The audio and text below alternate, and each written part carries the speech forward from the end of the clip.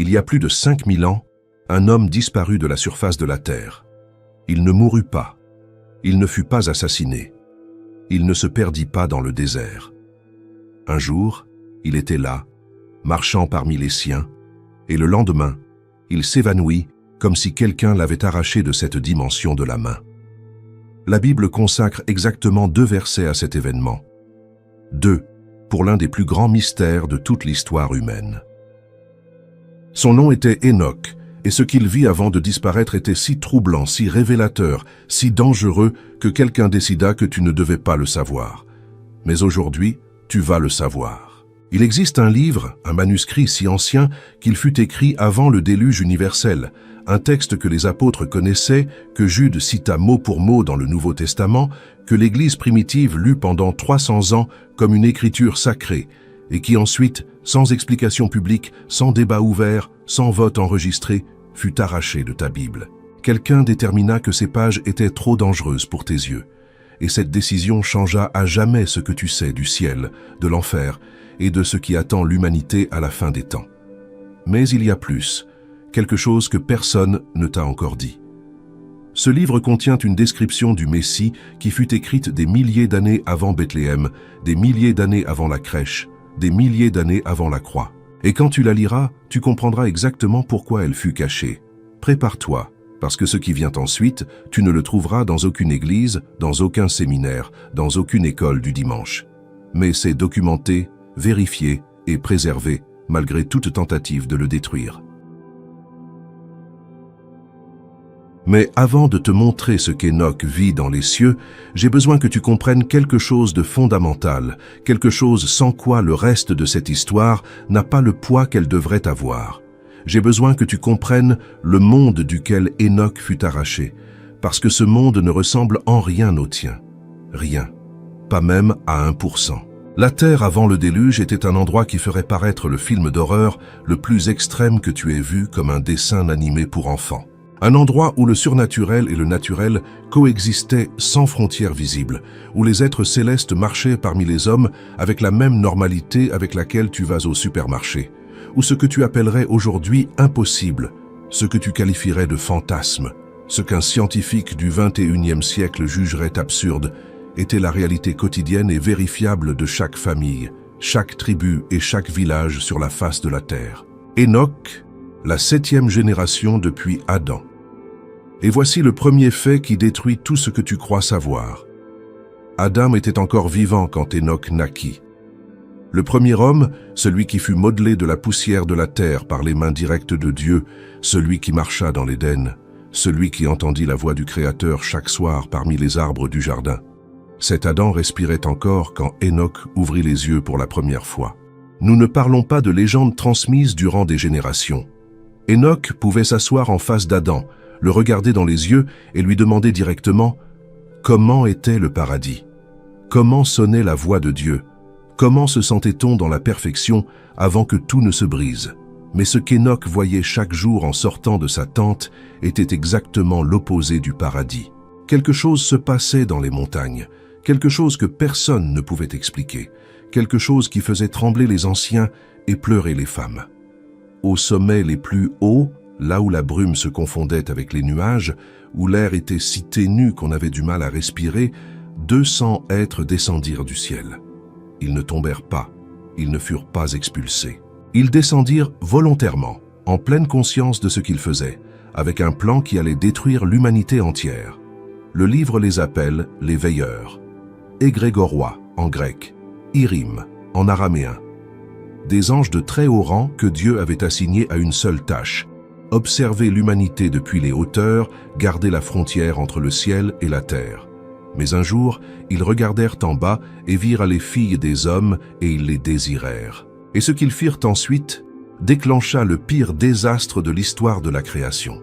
Leur chef s'appelait Shemi-Haza et l'écrit rapporte ces paroles exactes. Il dit aux 200 « Je crains que vous ne soyez pas disposés à mener cela à bien, et que je porte seul le châtiment de ce grand péché. » Et les 200 lui répondirent « Jurons tous par un anathème que nous ne changerons pas de plan. » Et ils descendirent. Ou, sur le mont Hermon, le sommet qui jusqu'à ce jour porte gravé dans son nom le souvenir de ce pacte maudit. Hermon vient de la racine hébraïque Herem, qui signifie anathème, malédiction irrévocable. La montagne elle-même est un monument à la rébellion. 4000 mètres d'altitude marqués à jamais par ce qui arriva à son sommet cette nuit-là. Si tu avais été là, voici ce que tu aurais vu. Le ciel nocturne se déchirant en 200 points de lumière simultanée, l'air crépitant d'une énergie qui faisait vibrer les os dans la chair, un son qui n'était pas le tonnerre, mais qui faisait trembler les roches du sommet. Et puis 200 figures de lumière se matérialisant sur la pierre, avec des visages d'une beauté qu'aucun être humain n'avait jamais vue en dehors de l'Éden, avec des yeux qui brûlaient d'un feu qui n'était pas de ce monde. Le mont Hermon s'illumina cette nuit-là, comme si le soleil avait décidé de se lever à minuit. Et les quelques humains qui vivaient dans les villages de la vallée levèrent les yeux et ressentirent quelque chose qu'ils n'avaient jamais ressenti auparavant. Une terreur mêlée de fascination qui les paralysa sur place. Les veilleurs regardèrent la terre qu'ils foulaient pour la première fois avec des pieds corporels. Ils sentirent le froid de la pierre. Ils humèrent l'air de la montagne, dense d'humidité et de minéraux. Ils entendirent le vent siffler entre les roches et pour la première fois de leur existence éternelle, ils expérimentèrent des sensations physiques. Et ces sensations les enivrèrent, les intoxiquèrent comme une drogue qui agit au premier contact. Et ils surent à cet instant qu'il n'y aurait pas de retour en arrière. Le ciel qu'ils avaient quitté était désormais un souvenir, et la terre était leur nouvelle réalité. Mais ce qu'ils firent en arrivant fut infiniment pire que de prendre des épouses humaines. Ce qu'ils firent ensuite changea le cours de la civilisation pour toujours, et nous vivons encore aujourd'hui les conséquences de leurs actes. Azazel, l'un des chefs les plus puissants parmi les 200, apprit aux hommes à fabriquer des épées, des couteaux, des boucliers et des cuirasses. Mais pas comme un forgeron enseigne à un autre forgeron. Il leur enseigna la métallurgie avancée, des techniques de fonte que l'humanité n'aurait pas découvertes par elle-même avant des milliers d'années. Il leur montra comment extraire le fer de roche qui semblait ordinaire, comment le tremper à des températures précises pour créer des lames qui pouvaient trancher l'os comme du beurre, comment mouler des alliages qui ne rouillaient pas. Des armes qui transformèrent des disputes tribales pour des territoires de pâturage en massacres organisés à l'échelle industrielle. Avant Azazel, les hommes se battaient avec des pierres et des bâtons. Les bagarres se terminaient par des bleus et des os cassés, mais rarement par la mort. Après Azazel, un seul homme avec une épée de bronze pouvait en tuer 20 en un après-midi. Le taux de mortalité par violence fut multiplié par un facteur que le texte ne quantifie pas, mais que ses conséquences rendent évident. La terre se remplit de sang, et ce ne fut que le commencement parce qu'Azazel ne s'arrêta pas aux armes. Il apprit aux femmes l'art des cosmétiques, des pigments extraits de minéraux que l'humanité ne savait pas exister, des teintures pour les lèvres, pour les paupières, pour les joues, des pierres précieuses qui pouvaient être taillées et polies, pour créer des ornements qui capturaient la lumière du soleil de manière qui hypnotisait. Non par vanité innocente. Le texte est clair. Ces connaissances furent conçues comme des outils de séduction et de manipulation pour corrompre les relations, pour éveiller la convoitise, pour transformer la beauté naturelle en une arme de contrôle social. Il apprit aussi à extraire les métaux précieux des entrailles de la terre, l'or, l'argent. Des pierres que Dieu avait scellées sous la surface pour une raison spécifique, des métaux qui étaient gardés pour un temps qui n'était pas encore venu. Mais Azazel les ouvrit prématurément, comme quelqu'un qui arrache un fruit vert de l'arbre, et le résultat fut un empoisonnement au lieu d'une nutrition. Azazel n'était qu'un des 200. Les autres ne restèrent pas en reste. D'autres veilleurs enseignèrent l'astrologie, non pas la contemplation respectueuse des étoiles du Créateur, mais la manipulation du destin par la lecture des constellations. Des techniques de divination qui prétendaient révéler l'avenir sans avoir à consulter celui qui créa l'avenir. Ils enseignèrent la sorcellerie et les enchantements, des formules spécifiques pour invoquer des forces obscures qui existaient depuis avant la création matérielle. Des paroles de pouvoir qui, prononcées dans la séquence correcte, pouvaient altérer la volonté d'autres personnes, pouvaient causer la maladie, pouvaient provoquer un faux amour ou une haine véritable.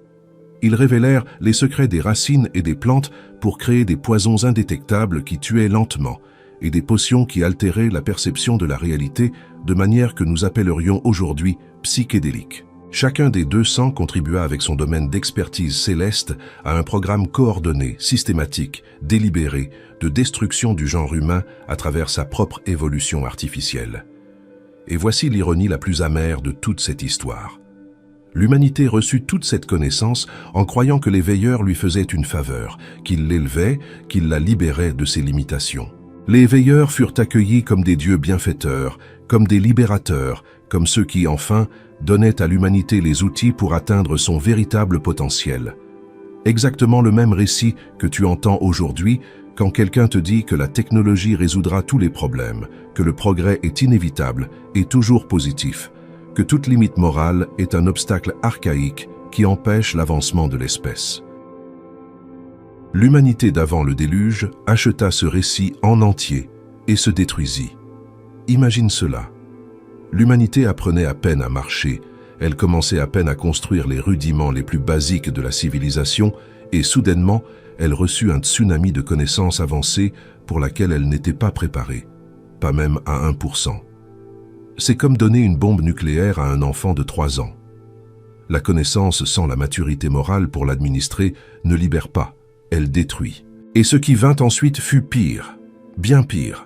De l'union entre ces êtres célestes et les femmes humaines naquirent des créatures qui n'auraient jamais dû exister. Les Néphilim, les géants. Le texte dit qu'ils mesuraient 300 coudées. Pour te donner une référence, c'est environ 135 mètres, plus haut qu'un immeuble de 40 étages. Des êtres hybrides à la force surhumaine et à l'appétit insatiable, qui n'appartenaient ni au ciel ni à la terre, qui n'avaient leur place dans aucun ordre créé par Dieu, des abominations biologiques, résultat du mélange interdit entre le céleste et le terrestre. Et c'est là que l'histoire devient véritablement terrifiante. Quand les Néphilim grandirent, leur appétit grandit avec eux. D'abord, ils dévorèrent les troupeaux des hommes. Des milliers d'animaux chaque jour ne suffisaient pas. Les champs furent vidés, les rivières de pêche s'asséchèrent, les greniers se vidèrent en semaines de ce qui devait durer des années. Et quand la nourriture vint à manquer, quand les champs, les troupeaux et les réserves ne purent satisfaire leur faim démesurée, pas même un instant, les Néphilim firent l'impensable. Ils commencèrent à dévorer littéralement des êtres humains. Le texte n'utilise pas de métaphore, ce n'est pas de la poésie, ce n'est pas du symbolisme. Il dit qu'ils mangèrent la chair des hommes et burent leur sang. Des villages entiers disparurent du jour au lendemain. Des familles complètes, des générations entières effacées de l'existence. L'horreur était quotidienne. Les mères cachaient leurs enfants dans des grottes. Les pères construisaient des abris souterrains qui duraient des semaines avant d'être découverts. Le bruit des pas d'un Néphilim s'approchant, un tremblement rythmique qui faisait vibrer l'eau dans les cruches, était la dernière chose que beaucoup de familles entendaient avant que le toit de leur maison ne soit arraché comme une feuille de papier. Et quand les humains ne suffirent plus, les Néphilim se dévorèrent entre eux, géants contre géants, dans des batailles qui faisaient trembler des montagnes entières. Le sang coulait dans les vallées comme des rivières cramoisies. L'odeur de la mort et de la décomposition imprégnait l'air à des dizaines de kilomètres à la ronde. Et le cri de la terre, la clameur accumulée de millions d'innocents massacrés, monta jusqu'au ciel comme un hurlement qui fit trembler les fondations du trône du Très-Haut. Les archanges l'entendirent. Michel, Gabriel, Raphaël et Uriel regardèrent depuis les hauteurs et virent la terre trempée de sang. Ils virent les villages détruits, les champs rasés, les rivières teintées de rouge. Ils virent les Néphilim massacrer des familles entières comme on écrase des insectes. Et ils virent les veilleurs observant tout cela depuis leurs trônes improvisés sur les montagnes, entourés de leurs épouses humaines, sans une once de remords sur leurs visages immortels. Et les archanges ne purent se contenir. Ils se présentèrent devant le Très-Haut avec une urgence que le ciel avait rarement vue. Raphaël parla le premier. « Seigneur, regarde ce qu'Azazel a fait. Regarde comme il a enseigné toute injustice sur la terre et a révélé les secrets éternels qui s'accomplissaient dans les cieux. » Gabriel continua. « Les bâtards, les réprouvés parmi les fils des veilleurs, oppriment et détruisent les hommes, et la terre crie vers toi depuis le sang des innocents versé sur elle. » Michel conclut. « Toute la terre a été corrompue par les œuvres qu'Azazel a enseignées. Que tout péché lui soit imputé. » Et le Très-Haut répondit. « et sa réponse fut un décret qui changerait le destin de la terre pour toujours. Mais cette réponse n'était pas seulement pour les archanges, elle était aussi pour un homme de poussière qui marchait droit au milieu du chaos, un homme qui était sur le point de recevoir la mission la plus extraordinaire de l'histoire humaine. Et ce fut au milieu de cet enfer, au milieu de cette boucherie cosmique où la frontière entre l'humain et le démoniaque s'était effacée, que Dieu posa ses yeux sur un seul homme, un homme qui marchait droit alors que toute sa génération s'était tordue jusqu'à devenir méconnaissable, un homme qui refusait de participer à la folie collective et lui dit quelque chose qui changerait sa vie pour toujours. « Viens, Enoch, je vais te montrer ce qu'aucun œil humain n'a jamais vu. » Ce qui l'attendait là-haut allait surpasser tout ce que son esprit pouvait concevoir. Mais d'abord, il y avait quelque chose qu'Enoch devait comprendre sur lui-même, quelque chose que même lui ne savait pas encore. Mais avant de te raconter ce qu'Enoch vit dans les cieux, tu dois savoir quelque chose qui change complètement la lecture de tout ce qui suit. Enoch ne décida pas d'être prophète. Il ne chercha pas de vision. Il ne monta pas sur une montagne pour méditer 40 jours. Il ne jeûna pas jusqu'à halluciner. Il ne pratiqua aucun rituel. Il marchait simplement avec Dieu.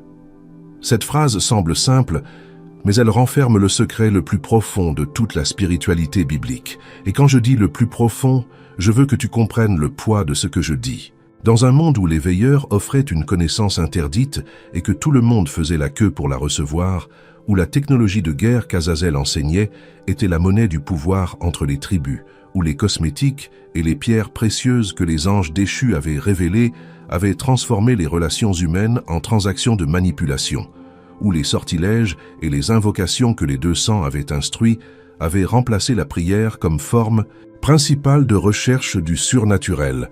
Dans ce monde, marcher avec Dieu signifiait rejeter tout ce que ta civilisation considérait comme le progrès, signifiait être le fou du village, l'attardé, celui qui s'accroche à un Dieu invisible quand il y a 200 dieux visibles marchant dans les montagnes et distribuant des miracles technologiques à pleine main.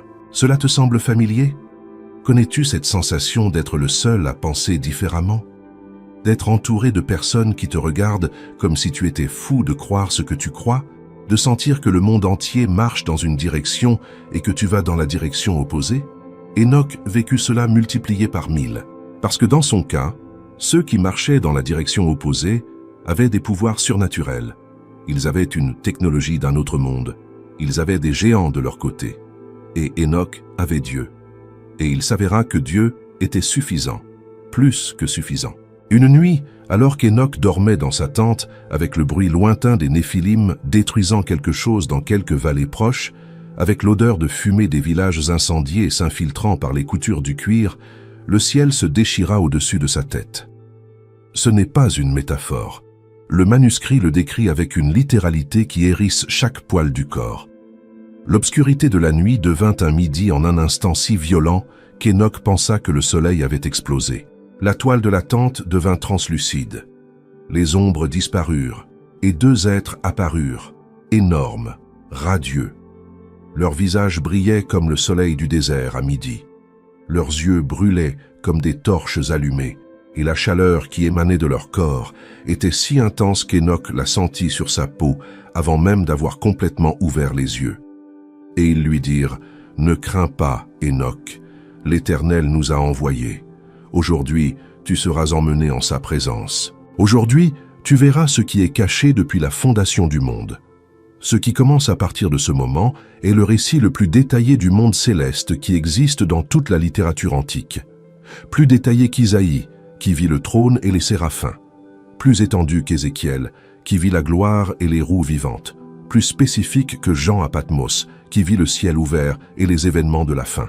Parce qu'Enoch vit le système complet. Chaque niveau, chaque fonction, chaque habitant, de la base jusqu'au sommet. Les 2 anges le prirent, un de chaque côté, et l'élevèrent.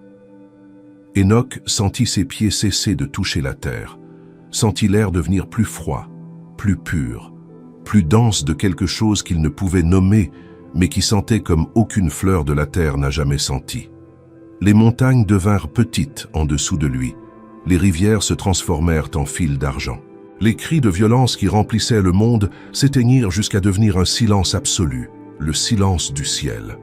Un silence qui n'était pas une absence de son, mais la présence de quelque chose d'infiniment plus grand que le son.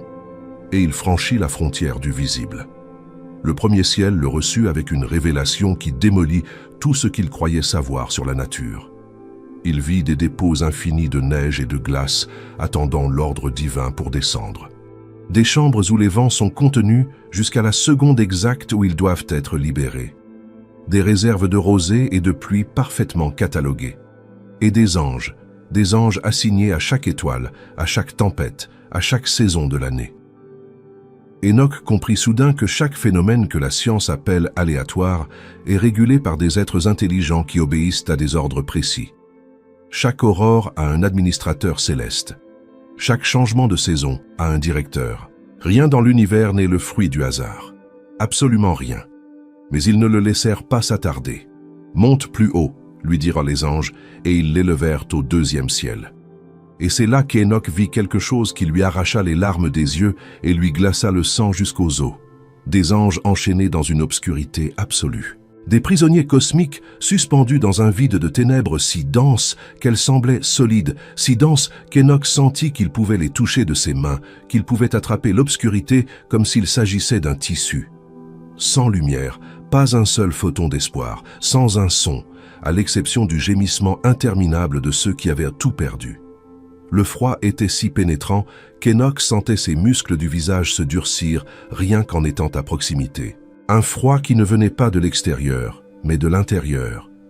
Un froid qui était l'absence totale de la présence de Dieu. Et si tu as déjà ressenti une véritable solitude, multiplie-la par l'infini, et tu seras proche de comprendre ce que ces êtres expérimentaient chaque seconde de leur existence éternelle. Ces êtres qui autrefois brillaient comme les étoiles du matin, qui autrefois volaient entre les dimensions à la vitesse de la pensée, qui autrefois chantaient devant le trône du Très-Haut avec des voix qui faisaient vibrer les piliers du ciel, maintenant pendaient enchaînés par un matériau qui n'existe pas dans le tableau périodique terrestre. Des chaînes qui n'étaient pas de métal, mais de décrets divins, incassables non par leur composition physique, mais par l'autorité de celui qui les avait prononcés, attendant un jugement qui déterminerait leur destin pour toute l'éternité. C'étaient les veilleurs, ceux qui étaient descendus sur le mont Hermon, ceux qui avaient pris des épouses humaines, ceux qui avaient engendré les Néphilim et révélé des secrets qui n'auraient jamais dû sortir du ciel. Et quand ils virent Enoch, un être humain, un mortel insignifiant marchant dans leur prison, accompagné d'anges de lumière, ils firent quelque chose que personne n'attendrait d'être de leur catégorie cosmique. Ils le supplièrent. Avec des voix qui sonnaient comme le vent passant par une caverne vide, avec des paroles qui se traînaient comme un animal blessé cherchant refuge, ils demandèrent à un homme de poussière d'intercéder pour eux auprès du Très-Haut, de porter leur cas devant le trône, de présenter une demande de miséricorde, de leur donner une chance qu'ils savaient, au plus profond de leur être immortel, qu'ils ne méritaient probablement pas. Arrête-toi une seconde et absorbe cela. Pourquoi un ange demanderait-il de l'aide à un humain ? Qu'est-ce qu'un être de poussière à qu'un être de lumière ne possède pas?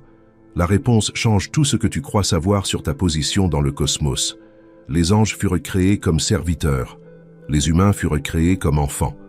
Et un enfant a accès au Père qu'un serviteur n'aura jamais, peu importe combien de temps il a servi dans la maison. Les anges déchus le savaient. Et Enoch, ému jusqu'à la moelle, accepta de porter leur demande au trône. Mais la réponse qu'ils recevraient ne serait pas celle qu'ils espéraient, pas de loin. Au troisième ciel, Enoch tomba. Le manuscrit dit qu'il ne put parler pendant un temps qu'il ne sut mesurer, car ce qu'il vit était trop beau, trop parfait, trop impossible pour un cerveau humain habitué à la laideur du monde corrompu. Il trouva le paradis, non pas l'Éden d'où Adam fut chassé, non pas une copie, mais l'original, le modèle céleste dont le jardin de la Genèse n'était qu'une pâle ombre. Des arbres dont le parfum pénétrait non seulement le nez, mais l'âme. Un arôme qui dissolvait l'anxiété, la peur, la douleur, comme la lumière de l'aube dissout l'obscurité. Un fleuve de lait et de miel qui coulait sans source visible et sans destination apparente, alimenté par la présence même du Créateur. Des fruits de couleur qui n'existent dans aucun spectre de lumière terrestre pendaient à des branches qui se balançaient avec une brise qui chantait. Pas une brise qui ressemblait à un chant, une brise qui littéralement chantait des paroles de louange dans une langue qu'Hénoch ne connaissait pas, mais comprenait avec une parfaite clarté. Et au centre exact de ce jardin, gardé par des chérubins aux épées de feu qui tournoyaient sans cesse, se trouvait l'arbre de vie. Le même arbre dont Adam fut séparé il y a 5000 ans, celui qui octroie l'immortalité, celui qui attend patiemment le jour où les justes seront restaurés. Mais ce qu'Hénoch découvrit ensuite lui coupa le souffle pour des raisons complètement opposées. Au nord du troisième ciel se trouve un abîme, l'obscurité et le feu coexistant d'une manière qui défie toute loi physique connue. Un froid qui pénètre jusqu'à la moelle de l'âme et des flammes qui brûlent sans rien consumer. Un endroit si effroyable qu'Hénoch put à peine soutenir son regard. Et les anges lui dirent d'une voix qui n'admettait pas de discussion: « Ce lieu est préparé pour ceux qui déshonorent le Créateur, pour ceux qui pratiquent l'iniquité sur la terre, pour ceux qui connaissent la vérité et la rejettent délibérément. Paradis et enfer, dans le même ciel, séparés par une frontière invisible, mais absolue. » Et Hénoch comprit quelque chose que très peu de théologiens osent dire à voix haute. Le même Dieu qui prépare une beauté indescriptible pour ceux qui l'aiment, prépare un jugement inéluctable pour ceux qui le rejettent. Parce que l'amour qui ne peut pas juger l'injustice n'est pas de l'amour, c'est de l'indifférence. Et le Dieu d'Hénoch n'est pas indifférent.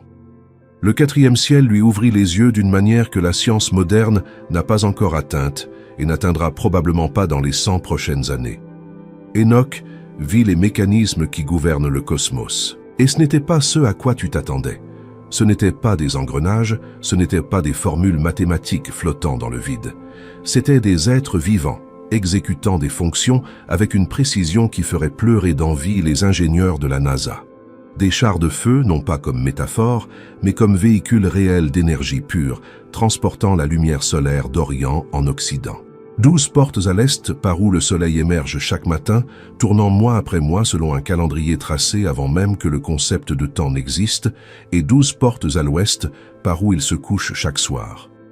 Hénoch compta les portes, observa les rotations, mesura les cycles, et ce qu'il découvrit, c'est que le calendrier céleste que les anges administrent compte 364 jours exacts, divisés en 4 saisons de 91 jours chacune. Un calendrier solaire parfait qui n'a besoin ni de correction ni d'années bissextiles. Un système qui précède le calendrier égyptien, le babylonien, le romain, tous les systèmes de mesure du temps que l'humanité a inventés. Parce qu'Hénoch vit le modèle original dont tous les autres sont des copies imparfaites. Et les anges chantaient en actionnant ces mécanismes. Ils ne chantaient pas comme quelqu'un qui chante sous la douche par ennui. Ils chantaient parce que chaque cycle solaire est un acte d'adoration. Chaque aurore n'est pas un phénomène mécanique produit par la rotation de la Terre autour d'une étoile. C'est une offrande. Chaque coucher de soleil est une prière. Chaque cycle lunaire est un hymne. Chaque saison qui change est un verset dans un poème cosmique que la création entière récite devant son Créateur depuis le premier jour. Pense-y la prochaine fois que tu verras l'aube. Ce que tu vois n'est pas de la physique, c'est de l'adoration. Et il y a des êtres assignés pour que ce moment se produise exactement quand et comment il doit se produire. Hénoch comprit alors quelque chose que la pensée moderne a presque complètement oublié, quelque chose qui peut changer ta manière de voir l'univers pour toujours. L'univers n'est pas une machine, c'est un temple. Chaque galaxie est une nef, chaque étoile est une lampe, chaque planète est un autel. La science peut mesurer les distances avec des décimales de précision. Elle peut calculer les vitesses avec une exactitude à la milliseconde. Elle peut prédire les éclipses avec des décennies d'avance. Mais Hénoch vit ce que la science ne peut pas voir et ne verra probablement jamais avec ses instruments actuels. L'intention, le but, la raison d'être de chaque particule, chaque onde, chaque force. Il vit l'architecte derrière l'architecture. Et la différence entre connaître les plans d'un bâtiment et connaître personnellement celui qui les a conçus est la différence entre accumuler de l'information et posséder la sagesse. Et cette différence, ce fossé apparemment petit, change absolument tout. Mais ce qu'il trouva au 5e ciel le prit complètement par surprise. Il s'attendait à plus de gloire, à plus de révélations cosmiques, à plus de merveilles surnaturelles. Ce qu'il trouva fut de la douleur. Une douleur si pure, si concentrée, si viscérale, qu'elle le fit tomber à genoux. Des anges qui n'étaient pas enchaînés comme ceux du deuxième ciel, mais qui n'étaient pas libres non plus. Des veilleurs qui avaient participé à la rébellion du mont Hermon, mais qui, contrairement aux plus agressifs, étaient consumés par quelque chose de pire que des chaînes. Ils étaient consumés par le repentir. Leurs visages, qui autrefois brillaient comme des étoiles, étaient éteints comme une lampe à qui l'on a coupé le courant. Leurs ailes, qui autrefois sillonnaient des dimensions entières avec la grâce d'un rayon de lumière, étaient repliées contre leur corps comme les voiles d'un bateau abandonné sur une mer sans vent. Leur gloire était fanée, comme une rose arrachée de sa racine, mourant lentement dans un vase vide. Et ils pleuraient en silence. Un silence plus éloquent que n'importe quel cri que tu aies entendu. Un silence de honte si profonde qu'il faisait vibrer les murs du 5e ciel. Ils ne pleuraient pas pour le châtiment. Ils ne pleuraient pas parce qu'ils étaient punis. Ils pleuraient parce qu'ils avaient trahi celui qui les avait créés, parce qu'ils avaient échangé l'éternité contre un désir passager, parce qu'ils comprenaient trop tard que ce qu'ils avaient perdu était infiniment plus précieux que tout ce qu'ils avaient gagné. Et Enoch fit quelque chose d'extraordinaire. Il ne les jugea pas. Il ne les condamna pas. Il ne leur dit pas « vous l'avez bien mérité ». Il leur parla avec compassion, leur lut des prières qu'il avait écrites et leur dit « élevez vos voix. Ne laissez pas la honte du passé détruire ce qui reste de votre présent. Offrez au Créateur la seule chose qu'il vous reste, un cœur brisé. » Et les anges déchus, en entendant les paroles d'un mortel, d'un être de poussière qui, par toute logique, aurait dû leur être inférieur en tout point, élevèrent leur voix et chantèrent un chant brisé, imparfait, tremblant comme la voix d'un enfant qui a pleuré toute la nuit. Un chant qui n'avait pas la perfection des chœurs célestes, mais qui sortait d'un lieu plus profond que la perfection. Il sortait du repentir authentique. Et ce chant résonna à travers les cieux comme un tonnerre lointain. Et Enoch pleura avec eux, parce qu'il comprit une vérité que peu de théologie osent prononcer. La douleur du repentir n'est pas exclusive aux humains. Même les êtres de lumière peuvent tomber, même les porteurs de gloire peuvent se perdre. Et la miséricorde du Créateur est un océan sans fond. Ce qui vint ensuite allait exiger d'Enoch un courage dont il ne se savait pas capable. Le 6e ciel l'écrasa. Il n'y a pas d'autre mot. Il l'écrasa. Ici résidaient les archanges, les 7 esprits suprêmes qui demeurent éternellement en la présence directe du Très-Haut. Et quand Enoch les vit, son corps ne put se soutenir. Il tomba face contre terre, non pas par protocole religieux. Il tomba parce que chaque cellule de son corps mortel criait qu'il n'appartenait pas à cet endroit, que la distance entre ce qu'il était et ce qu'ils étaient était infinie, infranchissable. Gabriel, celui qui, des milliers d'années plus tard, dirait à une jeune vierge à Nazareth « Tu concevras du Saint-Esprit ». Michel, le guerrier suprême qui un jour livrera la bataille finale contre les forces des ténèbres. Raphaël, le guérisseur qui garde les secrets de la restauration de tout ce que le péché a détruit. Uriel, le gardien du feu et de la lumière cosmique. Chacun avec une autorité qui faisait trembler les puissances de tout l'univers créé. Et ce furent ces archanges qui lui dirent quelque chose qui aurait dû le terrifier et le fasciner à parts égales. « Fortifie-toi, Enoch, ce que tu vas voir maintenant, aucun être humain né de femme ne l'a jamais contemplé, aucun prophète, aucun patriarche, aucun roi. Ce qui se trouve derrière la porte que nous allons ouvrir est la source de tout ce qui existe. » Et alors, ils lui firent quelque chose d'irréversible. Ils le dépouillèrent de ses vêtements terrestres tachés de poussière et de sueur. Ils le couvrirent d'un matériau qui semblait tissé de fils de lumière pure. Ils oignirent son visage d'une huile qui brillait comme du métal en fusion, mais qui était fraîche comme l'eau de source, et ils lui ôtèrent chaque vestige de mortalité, chaque ride, chaque marque du temps, chaque preuve que cet homme avait vieilli, ne serait-ce qu'un jour. Enoch regarda ses mains, et ce qu'il vit le coupa. Ce n'étaient plus les mains calleuses et tannées d'un patriarche âgé. Elles étaient translucides, radieuses, immortelles, les mains d'un être de lumière. Et la porte du 7e ciel s'ouvrit. Ce qu'Enoch vit de l'autre côté défie tout ce que le langage humain peut décrire. Les mots sont trop petits, les concepts sont trop limités, mais le manuscrit tente de le faire, et voici ce qu'il dit. Il vit un trône. Mais appeler trône ce qu'il vit, c'est comme appeler flaque d'eau l'océan. Une structure aux dimensions impossibles, dont la partie supérieure se perdait dans une lumière si concentrée que le regard ne pouvait l'atteindre. Entouré de feu, non pas un feu qui détruit, mais un feu qui chante, un feu qui est la manifestation visible de la sainteté absolue. Et tout autour, en cercle concentrique qui s'étendait aussi loin que la perception pouvait atteindre, des millions d'êtres célestes adoraient sans cesse. Les séraphins couvraient leur visage de 2 de leurs 6 ailes. Même eux, des êtres créés spécifiquement pour l'adoration perpétuelle, ne pouvaient soutenir le regard direct de celui qui siégeait sur le trône. Avec 2 autres, ils couvraient leurs pieds en signe de révérence totale, et avec les 2 dernières, ils volaient en chantant les paroles les plus anciennes de l'univers.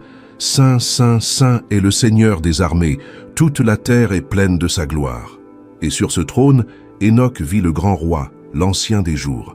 Ses cheveux étaient blancs comme de la laine très pure, non pas le blanc de la vieillesse, mais le blanc de l'éternité, le blanc qui existe avant que les couleurs ne soient créées. Son visage resplendissait comme 1000 soleils concentrés en un seul point.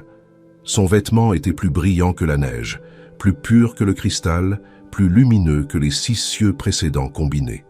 Et de sa bouche sortait une parole, et cette parole créait, jugeait, gouvernait, donnait la vie, prononçait la mort. Il était le commencement et la fin de tout ce qui existe. Et Enoch sut, non pas avec son esprit, mais avec chaque atome de son être transformé, qu'il se trouvait au centre gravitationnel de toute la réalité, à la source, à l'origine, au point d'où tout avait commencé et vers où tout converge. Et le Très-Haut lui parla directement, sans anges intermédiaires, sans vision symbolique, comme un père qui parle à un fils qui a fait un long chemin pour le retrouver. Et il lui dit, « Ne crains pas, Enoch, lève-toi et demeure devant ma face pour toujours. » Pour toujours. Ce n'était pas une invitation temporaire, c'était un décret éternel. Enoch n'allait pas mourir comme les autres. Enoch n'allait pas vieillir. Mais avant que l'éternité ne se referme sur lui, avant que ce « pour toujours » ne commence, il y avait autre chose qu'il devait voir. Et ce qu'il était sur le point de contempler est sans doute le passage le plus explosif, le plus controversé, le plus passé sous silence de tout le livre. Parce que ce qu'Enoch vit dans le 7e ciel, des milliers d'années avant Bethléem, des milliers d'années avant la crèche, des milliers d'années avant qu'un ange ne dise à Marie qu'elle concevrait du Saint-Esprit, ce fut le Fils de l'homme. Et la description est inconfondable pour quiconque a lu le Nouveau Testament. Le manuscrit le rapporte dans les chapitres 37 à 71, la section que les érudits appellent les paraboles d'Enoch. Enoch vit un être dont le visage avait l'apparence d'un homme, des traits humains, des caractéristiques reconnaissables, mais dont la présence émanait exactement la même gloire qui irradiait du trône du Très-Haut. Un être qui n'avait pas été créé, qui n'avait pas de commencement, qui existait avant que le premier rayon de lumière ne tranche l'obscurité de l'abîme, avant que les étoiles ne soient allumées, avant que les fondations de la terre ne soient posées. Avant même que le concept même d'avant n'ait un sens, Enoch le vit. Il demanda à l'ange qui l'accompagnait, « Qui est celui-ci? Pourquoi marche-t-il aux côtés de l'ancien des jours comme un égal? Pourquoi les séraphins lui rendent-ils la même révérence qu'à celui qui siège sur le trône ?» Et la réponse devrait faire trembler les fondements de tout débat christologique des 2000 dernières années.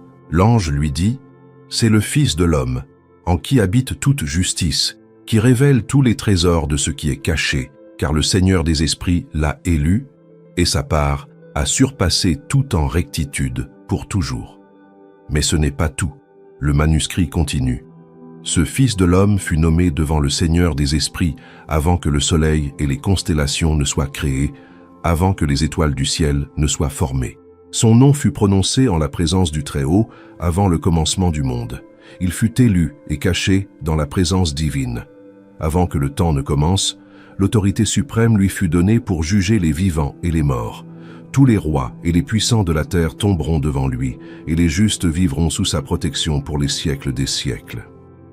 Relise cela si nécessaire, parce que ce que tu lis est le témoignage d'un homme qui vécut avant le déluge universel, décrivant avec une exactitude millimétrique Jésus de Nazareth. Non pas comme un prophète de plus, non pas comme un maître moral, non pas comme un réformateur social, mais comme le juge éternel, l'être préexistant, le corrigant du Très-Haut, assis à sa droite depuis avant la fondation du cosmos. Des milliers d'années avant Bethléem. Des milliers d'années avant la croix.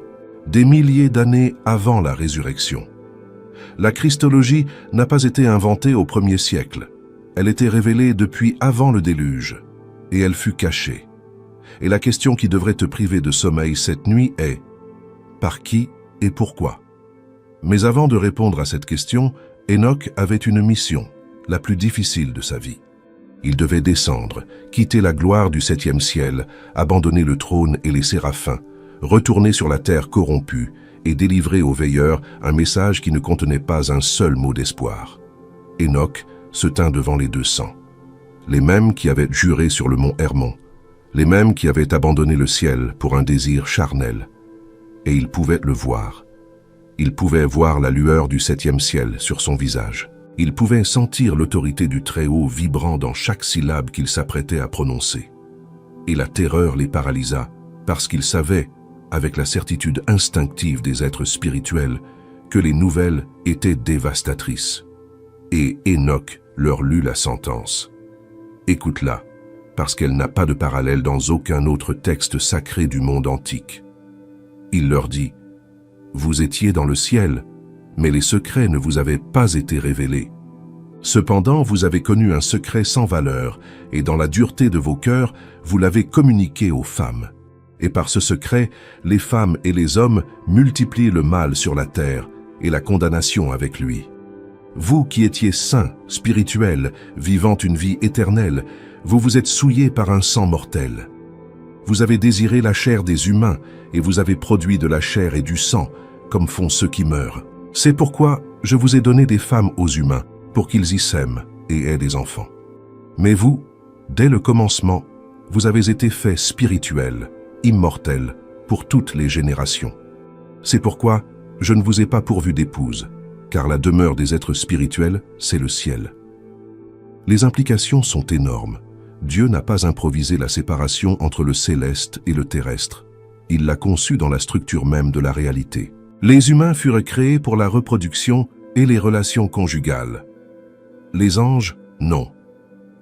Non pas parce que la sexualité est inférieure, mais parce que chaque type d'être fut conçu avec un but spécifique, et mélanger ces buts produit des monstruosités.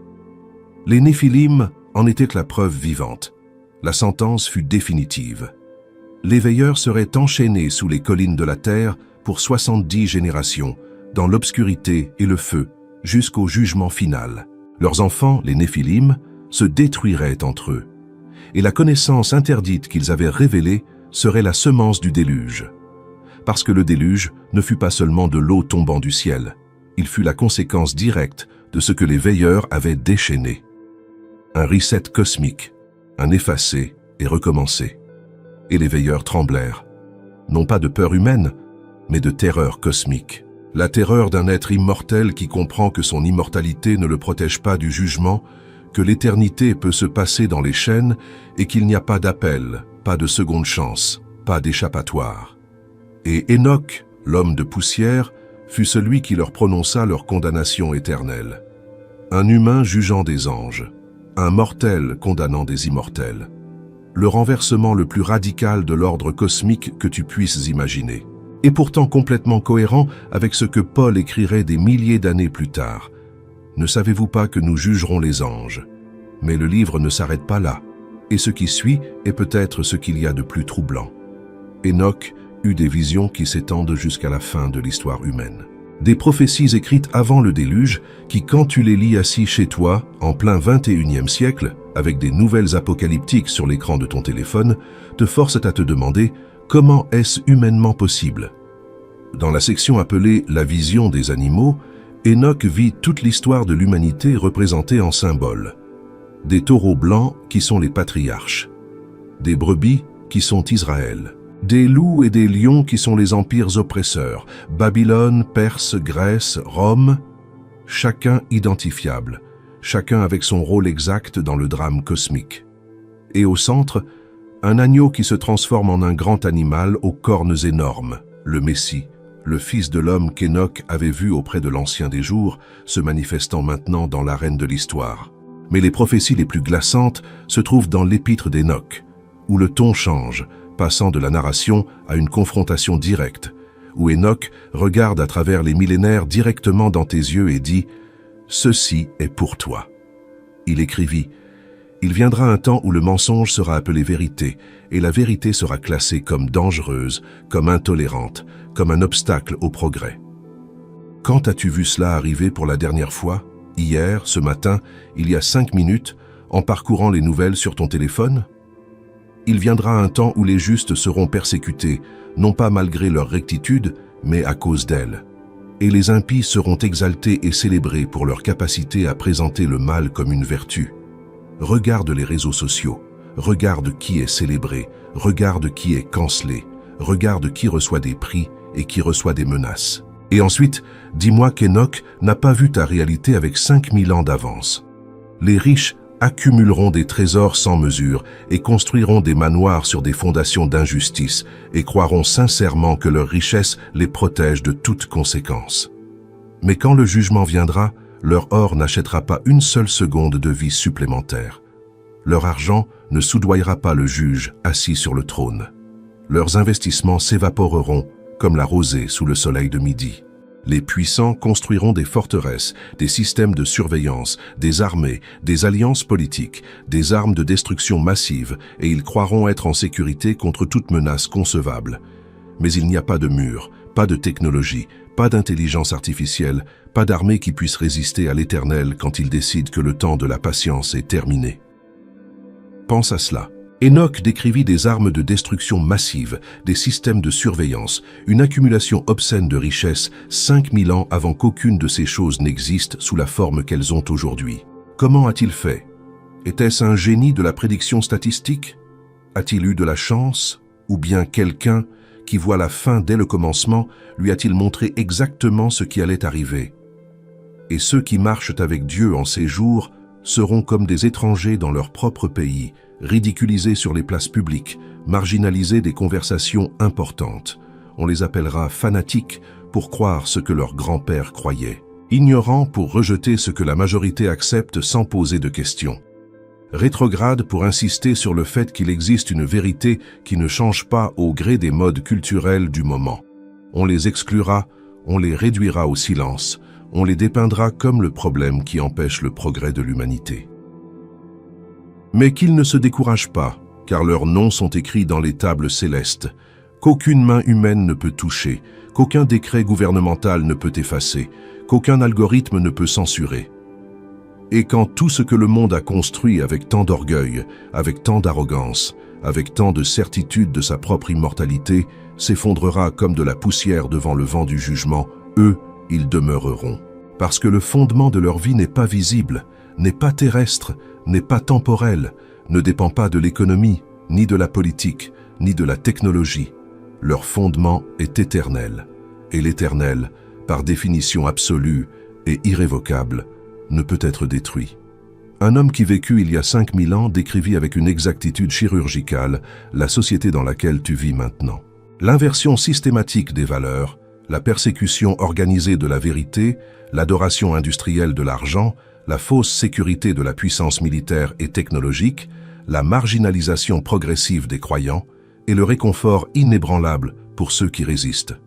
Coïncidence? Bonne intuition d'un écrivain ancien? Ou révélation authentique du Dieu qui voit la fin dès le commencement? Et nous arrivons ici à la question qui a palpité en dessous de tout ce récit. La question qui t'a probablement accompagné depuis la première minute. Si ce livre était si vénéré, s'il a été cité dans le Nouveau Testament, s'il contient des prophéties qui s'accomplissent avec une exactitude millimétrique, s'il préserve la révélation la plus ancienne du Fils de l'homme comme Dieu préexistant, alors pourquoi a-t-il été retiré? Qui a décidé que tu ne devais pas le lire? La réponse a 4 couches, et chacune est pire que la précédente. Première couche, théologique. Le livre d'Enoch présente une cosmologie trop détaillée. Nom d'ange, hiérarchie, fonction, localisation, mécanisme de jugement. Tout catalogué avec une précision d'ingénieur. Et cela dérange profondément ceux qui préfèrent que le céleste reste vague et abstrait. Quand tout est spécifiquement décrit, la place pour la manipulation interprétative est réduite à 0. Deuxième couche, ecclésiastique. Le livre enseigne qu'un homme ordinaire qui marche avec Dieu peut recevoir une révélation directe du trône, sans prêtre, sans temple, sans liturgie prescrite, sans hiérarchie, qui décide qui peut savoir quoi. Pour une église qui, au IVe siècle, consolidait sa structure de pouvoir, cette idée était de la dynamite. Si n'importe quel croyant pouvait accéder au trône comme Enoch, la question inévitable était dévastatrice. Pourquoi aurions-nous besoin de l'institution? Troisième couche, occultiste. Le livre révèle trop de choses sur le fonctionnement du mal. Nom spécifique d'entité, hiérarchie démoniaque, stratégie, point d'accès. Et il y avait ceux qui argumentaient que cette information, en de mauvaises mains, ne serait pas utilisée pour combattre le mal, mais pour entrer en contact avec lui, pour invoquer, pour négocier. L'Église décida qu'il était plus sûr de cacher la carte que de risquer que quelqu'un l'utilise pour arriver à la mauvaise destination. Mais la quatrième couche est celle que personne ne mentionne, et c'est la plus révélatrice de toutes. Le livre d'Enoch identifie le Fils de l'homme comme un être préexistant, éternel, corrégeant avec le Très-Haut, des milliers d'années avant Jésus-Christ. Cela signifie que la divinité de Jésus n'a pas été inventée par Paul, n'a pas été élaborée lors des conciles œcuméniques, n'a pas été le résultat d'un processus graduel de mythification où un rabbin charismatique fut lentement élevé au statut divin. Non. L'identité de Christ comme Dieu était révélée et documentée depuis avant le déluge, depuis avant Abraham, depuis avant Moïse, depuis avant Isaïe. Et cela ferme la porte à double tour à tout courant qui tente de réduire Jésus à un simple maître moral ou un prophète de plus. Si Enoch a raison, Jésus n'est pas devenu Dieu. Jésus a toujours été Dieu.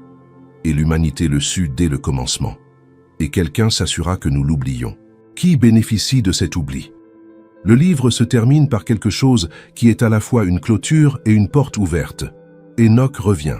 Après avoir parcouru les 7 cieux, après avoir vu le trône, après avoir contemplé le Fils de l'homme, après avoir prononcé le jugement sur les veilleurs, après avoir reçu les prophéties de la fin, il retourne sur terre, retourne à sa famille, retourne à Mathusalem, son fils, l'homme qui vivrait plus longtemps que tout autre être humain dans la Bible, 969 ans, et dont la mort, selon la tradition rabbinique, coïncide exactement avec l'année du déluge. Et ce qu'Enoch dit à son fils n'est pas une conférence théologique, c'est l'adieu d'un père qui sait qu'il ne reviendra pas. C'est un testament éternel, compressé dans les dernières paroles qu'il prononcera sur cette terre. Et si tu es père, ou si tu es fils, ce qui suit va te transpercer comme une lance. Imagine la scène. Un vieillard qui n'a plus l'air vieux, car son visage irradie encore la lumière du 7e ciel, assis en face de son fils Mathusalem, qui le regarde avec des yeux qui mêlent l'émerveillement, la confusion et une douleur anticipée qu'il ne peut articuler avec des mots. Parce que Mathusalem sait. Il sait que son père va partir. Il sait que c'est la dernière fois. Et il n'y a rien qu'il puisse faire pour l'empêcher. Et Enoch prend les mains de son fils. Les mêmes mains qu'il a tenues quand il était un petit enfant. Les mêmes mains auxquelles il a appris à construire, à planter, à prier. Et d'une voix qui tremble non pas de faiblesse, mais de l'intensité de ce qu'il doit communiquer, il lui dit « Mon fils, j'ai tout vu. J'ai vu la gloire qui embrase les cieux d'une lumière qui ferait pâlir le soleil de ce monde. Et j'ai vu l'horreur qui fait trembler les abîmes d'une obscurité qui pénètre plus profond que n'importe quelle nuit. J'ai vu le trône où se décide le destin de chaque âme qui a existé et de chaque âme qui existera. J'ai vu la miséricorde et la justice s'embrasser comme des sœurs séparées depuis des siècles. Et après tout ce que ses yeux ont contemplé, après avoir parcouru 7 cieux, et vu des choses que je n'ai pas de mots pour décrire, la seule chose, l'unique chose que je puisse te dire est ceci: marche droit, marche avec Dieu. Peu importe ce que tu vois, peu importe ce que tu entends, peu importe combien de personnes te disent que tu as tort, marche avec Dieu. Parce que tout le reste, absolument tout ce que ce monde offre, tout ce qui brille, séduit, promet le bonheur, la sécurité et le pouvoir, n'est que poussière. C'est de la vapeur, c'est l'ombre d'une ombre, ce n'est rien comparé à ce qui t'attend si tu maintiens le cap. Ne te laisse pas tromper par ceux qui disent qu'il n'y a pas de jugement. Je l'ai vu, mon fils. Il est réel, il est certain. Il est aussi inévitable que l'aube qui vient après chaque nuit. Ne te laisse pas séduire par ceux qui disent que les secrets du ciel sont pour quelques élus, pour une élite spirituelle, pour ceux qui paient un prix spécial. Ils sont pour quiconque cherche d'un cœur sincère. Quiconque frappe, on lui ouvre. Ne te laisse pas intimider par ceux qui persécutent ceux qui disent la vérité. Leurs jours sont comptés. Comptés dans le livre céleste, avec la même précision que les étoiles du firmament. Et quand le nombre sera atteint, le Seigneur agira.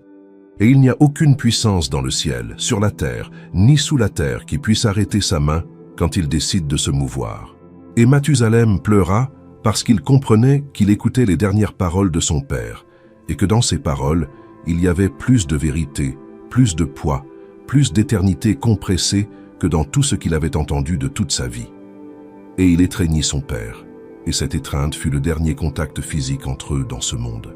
Et après avoir transmis tout cela, après s'être assuré que chaque parole fut gravée sur des tablettes d'argile et copiée sur des parchemins avec la précision de qui transcrit le testament du ciel, Enoch fut emmené pour la dernière fois. Il ne mourut pas. Il ne tomba pas malade. Il fut élevé, transféré du visible à l'éternel en un instant. Comme le dit la Genèse, il marcha Enoch avec Dieu et il disparut parce que Dieu le prit. Mais ses paroles restèrent. Copiées de l'hébreu à l'araméen, de l'araméen au grec, du grec au gaze éthiopien. Gardées pendant des millénaires dans des monastères creusés dans les montagnes du nord de l'Afrique par des moines qui ne comprenaient peut-être pas complètement ce qu'ils protégeaient, mais qui savaient que c'était sacré. Retrouvées en 1773 par l'explorateur écossais James Bruce, qui voyagea jusqu'aux montagnes d'Éthiopie suivant des rumeurs selon lesquelles les moines gardèrent des textes sacrés que le reste du monde chrétien avait perdus. Quand Bruce tint enfin les copies dans ses mains, quand il déroula les parchemins et vit ce qu'ils contenaient, ses propres paroles furent « Cela change tout ce que nous croyions savoir ». Il rapporta 3 copies en Europe. L'une alla à la Bibliothèque royale de France, une autre à la Bibliothèque bodléienne d'Oxford, la 3e, il la conserva lui-même. Et pendant 50 ans, presque personne n'y prêta attention. Jusqu'à ce qu'en 1821, Richard Lawrence, professeur d'hébreu à l'université d'Oxford, décide de traduire le texte complet en anglais. Le processus lui prit des années. Chaque page lui présentait des défis linguistiques qu'aucun universitaire de sa génération n'avait affrontés. Mais quand il eut terminé, quand il lut sa propre traduction du début à la fin, il comprit qu'il se trouvait devant l'un des documents les plus significatifs de l'histoire de la littérature religieuse.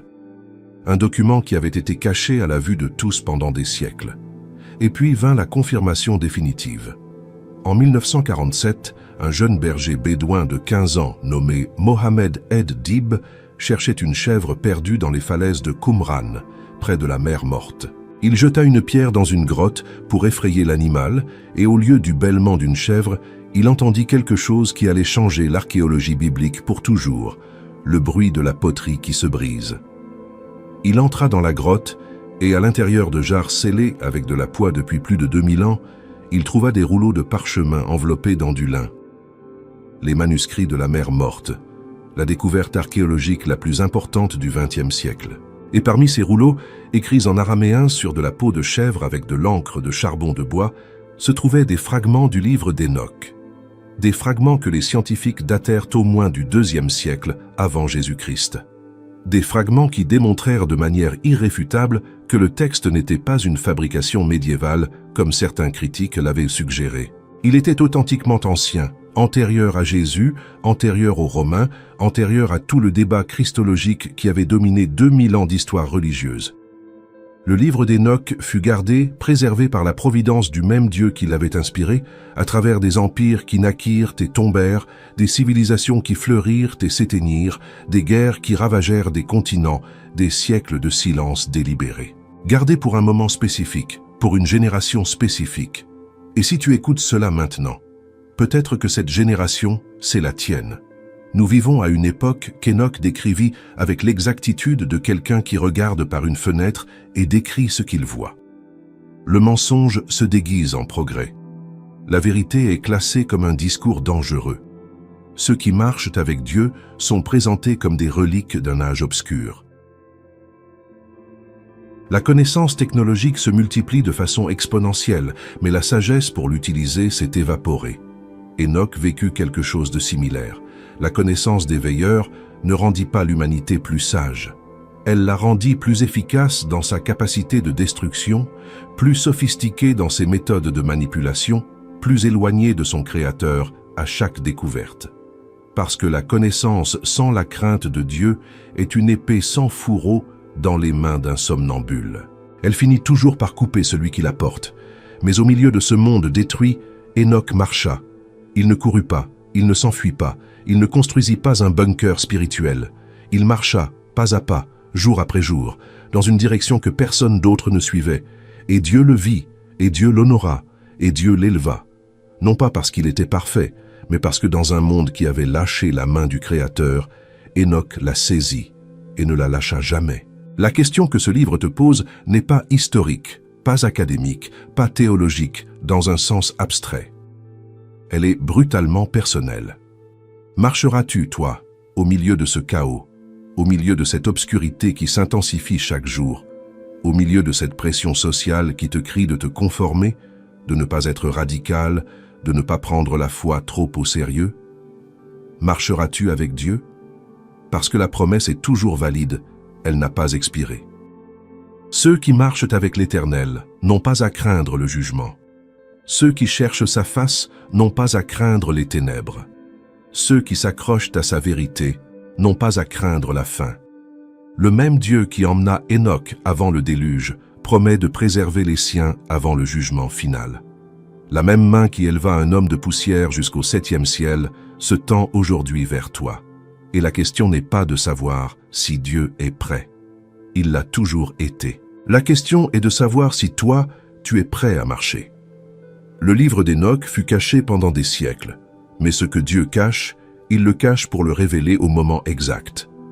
Et si quelque chose à l'intérieur de toi s'est agité avec ce que tu as entendu aujourd'hui, si quelque chose a résonné comme une corde touchée après des années de silence, alors c'est ton moment. Ce livre a été préservé 5000 ans pour arriver jusqu'à toi aujourd'hui. Parce que Enoch laissa un message qui traverse les millénaires comme une flèche qui ne perd pas sa force. Un message que Jude cita textuellement dans son épître. Un message qui dit « Voici, le Seigneur est venu avec ses saintes myriades pour exercer un jugement contre tous et pour convaincre tous les impies de toutes leurs œuvres d'impiété. » Ces paroles furent écrites avant le déluge. Elles furent citées au 1er siècle, et elles s'accompliront quand le Fils de l'homme qu'Enoch vit assis auprès de l'Ancien des jours reviendra.